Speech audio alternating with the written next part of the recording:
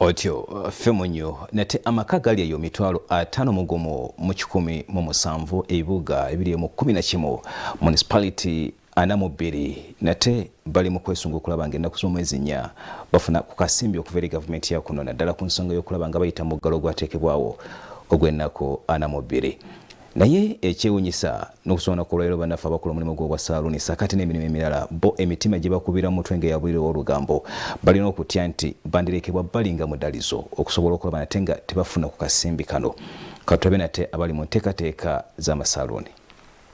Eziweze ennaku 13 okuva omukulembeze w'eggwanga Yoweri Kaguta Museveni lwe yaggala eggwanga ng'ennaku z'omwezi 17 omwezi oguwedde n'ekigendererwa ekyokulwanyisa COVID-19 eyamaamira eggwanga. Abantu mu biti ebyenjawulo baanokolwayo kubanga bagenda kuyambibwako gavumenti mu kubawa ku nsimbi ez'okubayisa mu muggalo. Gavumenti yalangirira nti ensimbi zino zigenda kuba zisindikibwa ku masimu g'abantu ab'enjawulo era giri emitwalo 10. Tusobodde okusisinkanako abantu mu biti ebyamenyebwa okuweebwa ensimbi era ng'okuwandiisa abantu bano kwatandise lunaku lwaggulo. Babakozi ba saluuni balaze okutya nti bangi bandirekebwa ebbali ku buyambi obugenda mu maaso. Donna Masolo nga ye mukulembeze w'ekibiina ekigatta abakozi ba saluuni agamba nti okuwandiisa abantu baabwe nabo baabiwulira mu mawulire.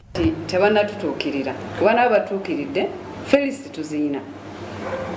Teri muntu akozesa muntu nga tamanyi linnya lye oba nga talina nnamba ye. Felicity weeziri jase tunatuukirirwa kuzisabibwa naye bwe tunaatuzisabibwa tujja ziwaayo. Asabye gavumenti okubateerawo ensimbi endala beewole ku magoba amatonotono okusobola okusigala mu mirimu. Abasinga obungi bagudde bizinensi zaabwe ziweddewo ku nsonga ya rent kubanga kati ono nannyini kizimbe tasaasira rent newankubadde baba tebakola. Kale bo tebabaliddwa nga vulnerable group naye jjukira bye bakozesa bano ba vulnerable group.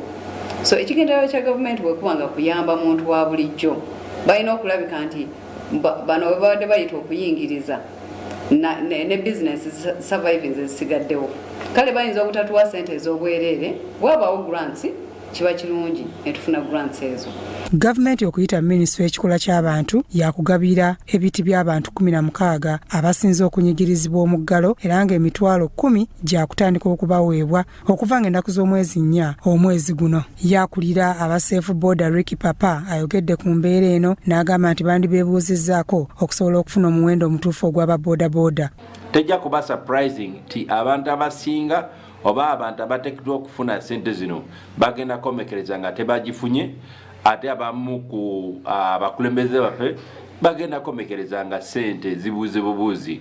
Kamya Ibrahim ye ssente w'aba boda mu Lubaga Division agamba nti naye yeewuunya nnyo okuwulira nti ssente zigenda kuyita mu ba town clerk ne zibbanka ne baleka bo abamanya abantu baabwe ebbali. Naye kyannaku nnyo okubanga ssente gye bagamba okuyitira tebannaba kutukubira amasimu ate weewaawo tebanatukubira amasimu naye ffe tusobodde okugamba katugende tulabe ssente tugenda zifuna tutya tetulina maloboozi gonna ge tuggyeeyo malungi. Mu mbeera eno tufunye ku mmeeya w'eggombolola y'e Lubaga ow'ekitiibwa Zaake mbeera ze Mawula n'abaako by'atangaaza n'akukulumira ne RCC w'e Kampala Hudu Hussein gwagambye nti alina obuyinza bwe yeddizza.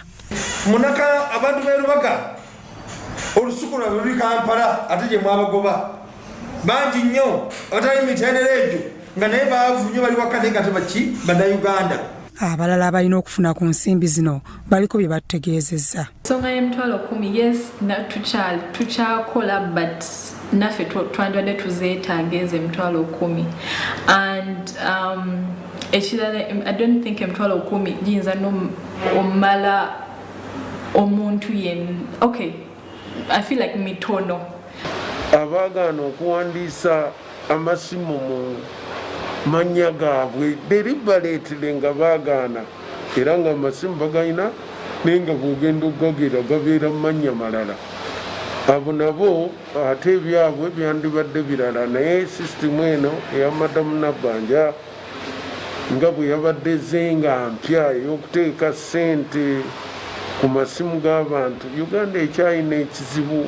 Gamba ne kati ssente abantu abasinga tebannazifuna kwegamba already bantu abangi tuli injured, bali injured. Omubaka wa Palisa County Samuel Otkol agamba nti Ssaabaminisita Robinah Nabbanja ayina byalambise ku birina okukolebwa n'okugobererwa okusobola buli omu okufuna ku nsimbi zino. Asabye abantu okugoberera ebiragiro by'ebyobulamu okutangira COVID-19 obutasaasaana. Because as we get more infection, the government loses a lot of funds in treatment and so on, and even to a population. The population is now having a lot of stigma on the people. Bapasuubuzi mu katale ak'ebugolobi bagamba nti pulezidenti yabawa ebbeetu okukola wabula ebintu biganye era baagala nabo baweebwa emitwalo 10 balabe bayita mu mbeera y'obulamu. Naffe minisita Namuganja Nabbanja naffe Nabbanja tulowoozeeko atuwa akasente bannange tusula mu katale. Weewaawo tubeerawo titukola naye teri baguzi, abantu baavu nnyo nga bw'okiwulira. Twagala ssente ku luli baatutegekera ssente gye zaalaga tetwategeerayo. Biola Gabriel, Kyambadde Lawrence ne Wamala Mohammed, Crossroads TV, Omunnyo.